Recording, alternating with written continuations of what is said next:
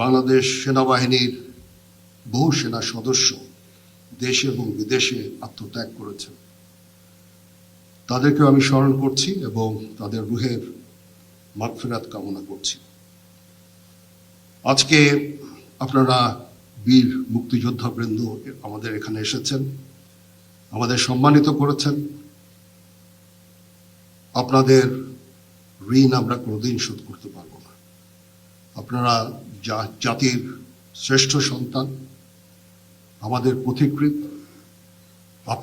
আপনারা খালি মুক্তিযুদ্ধ করে দেশ স্বাধীনই করেননি, পরবর্তীকালে সেনাবাহিনী যখন নূতন ছিল, সৃষ্টির সময় থেকে এই সেনাবাহিনীর আপনারা অবদান রেখেছেন।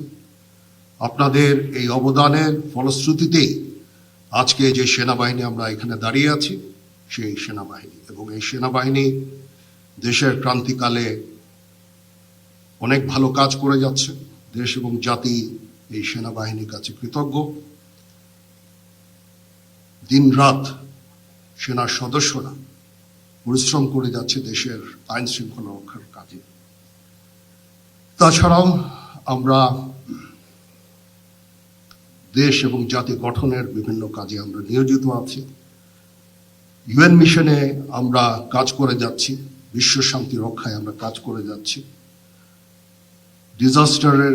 ডিজাস্টার রিলিফ কাজেও আমরা করে যাচ্ছি এবং আমরা পারদর্শিতা অর্জন করেছি। এটা একমাত্র সম্ভব হয়েছে আপনাদের ঐকান্তিক প্রচেষ্টা। আপনারা যে আমাদেরকে যেভাবে প্রশিক্ষিত করেছেন, যেভাবে মোটিভেটেড করেছেন, যেভাবে আমাদের দিক নির্দেশনা দিয়েছেন, তার ফলশ্রুতিতে আজকে এই সেনাবাহিনী এই বর্তমান জায়গায় আছে। এটার কৃতিত্ব অবদান সম্পূর্ণই আপনাদের।